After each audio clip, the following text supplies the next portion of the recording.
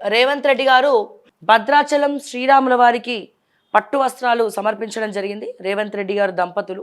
And అదే రకంగా నిన్న సన్నబియ్యం అక్కడ ఉన్నటువంటి పేద కుటుంబం ఇంట్లో సన్నబియ్యం వండుకొని వాళ్ళ ఇంట్లో భోజనం చేయడం జరిగింది.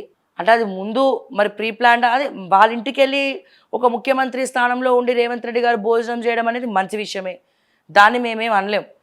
కానీ నేనేమంటున్నానంటే ఈ సన్నబియ్యం అనేది నిజంగా అందరికి వస్తుందా? ఆబ్వియస్లీ చాలామందికి రావట్లే. మీరు చెప్పింది ఏంటి రేవంత్ రెడ్డి గారు? 3 కోట్ల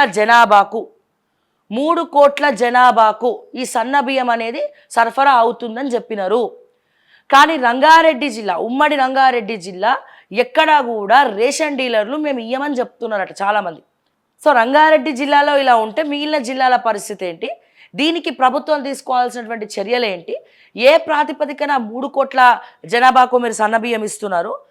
అండ్ 3 కోట్ల జనాభాకు సన్నబియ్యం ఇస్తానని చెప్పినటువంటి మీరు మరి రేషన్ కార్డులు అన్ని ఇచ్చినరా? గత తెలంగాణ రాష్ట్రం ఏర్పడినప్పటి నుంచి చాలా కుటుంబాలకు రేషన్ కార్డ్స్ అనేవి రాలేదు కదా. మరి దీన్ని ఏ రకంగా మేము చూడాలి? రేషన్ కార్డ్స్ అనేది ఎక్కడ కూడా రాలేదు. మరి దీన్ని మేము ఏ రకంగా చూడాలి అని చెప్పి నేను మరొకసారి రేవంత్ రెడ్డి గారిని అడుగుతా ఉన్నాము. సో మీ ప్రభుత్వం వచ్చిన తర్వాత అదిగో ఇస్తున్నాం రేషన్ కార్డ్, ఇదిగో ఇస్తున్నాం రేషన్ కార్డ్ అని అందరిని అప్లై చేసుకోమని చెప్పినారు.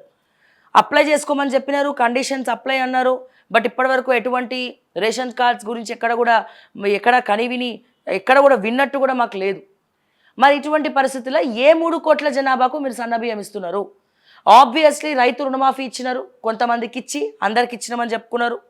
రైతు బంధు కూడా కొంతమందికి ఇచ్చి అందరికి ఇచ్చినామని చెప్పుకున్నారు.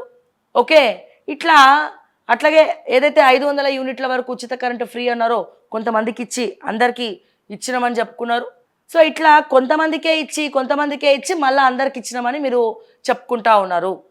ఇప్పుడు ఇది కూడా సన్నబియ్యం కూడా ఎట్లయిపోయింది?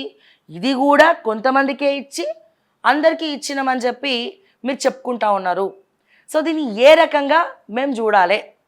సో రేషన్ డీలర్లు చాలామంది ఈ ఉమ్మడి రంగారెడ్డిలోనైతే నాకున్నటువంటి సమాచారం, నిన్న చాలామంది బాధపడి కాల్ చేయడం జరిగింది. నాకున్నటువంటి సమాచారం ఏంటంటే, ఓకే టీవీకి ఉన్నటువంటి సమాచారం ఏంటంటే, ఉమ్మడి రంగారెడ్డి జిల్లాలో రేషన్ డీలర్స్ మాకు టైం సరిపోదు, మేము ఇయ్యము, మేము ఇది తీసుకోము, టేక్ ఓవర్ చేయమని చెప్పి చేతులు ఎత్తేసినట్టు కూడా తెలుస్తుంది. మరి మేము దీన్ని ఏ రకంగా ఖండించాలి, ఏ రకంగా చూడాలి? మరి ఇది మీ దృష్టికి వచ్చిందా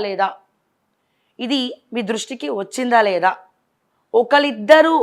ఒకళ్ళిద్దరికి సన్నబియ్యం ఇచ్చి వాళ్ళ ఇంట్లో కూర్చొని భోజనం చేసి దాన్ని సోషల్ మీడియా వేదికగా ప్రచారం మీరు చేసుకోవచ్చు.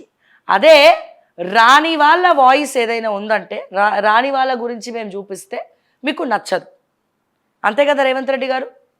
సో దీన్ని ఏ రకంగా చూడాలనేది మీరు ఆలోచించవచ్చు.